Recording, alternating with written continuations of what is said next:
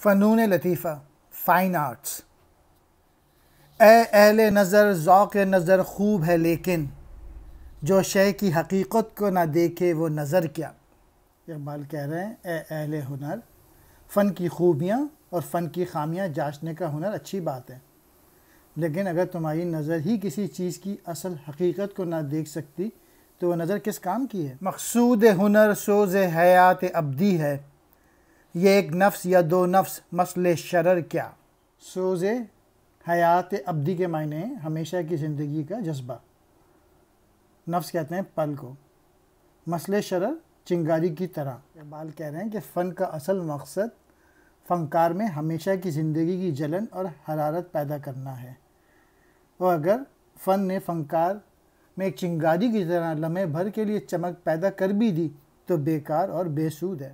جس سے دل دریا متلاطم نہیں ہوتا، اے قطرہ نسیم وہ صدف کیا وہ گوہر کیا۔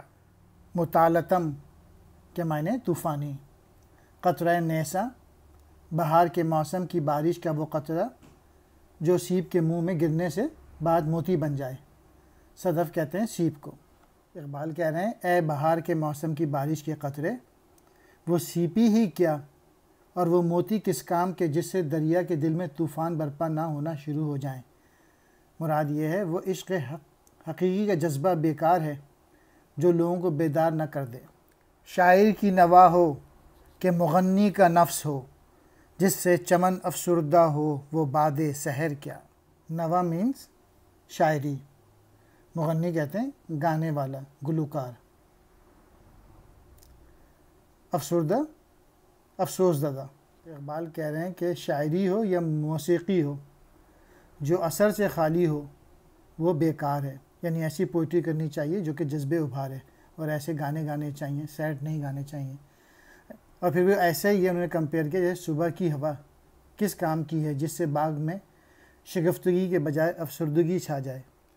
بے معجزہ دنیا میں ابھرتی نہیں قومیں، جو ضرب کلیمی نہیں رکھتا وہ ہنر کیا۔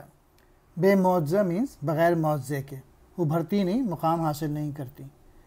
ضرب کلیمی حضرت موسیٰ جیسی صلاحیتیں جو باطل کے خلاف استعمال ہوتی تھیں، ہنر کہتے ہیں فن کو۔ تو اقبال اس میں کہہ رہے ہیں کہ دنیا میں قومیں بغیر کسی معجزے کے ترقی نہیں کر سکتی، اس لیے اللہ تعالیٰ نے حضرت موسیٰ علیہ السلام کو عصا عطا فرمایا تھا۔ جس وقت کسی ہنر میں ویسی خوبی پیدا نہ ہو جو حضرت موسیٰ علیہ السلام کے عصا میں تھی، اس وقت تک ہنر بیکار بے معنی ہے۔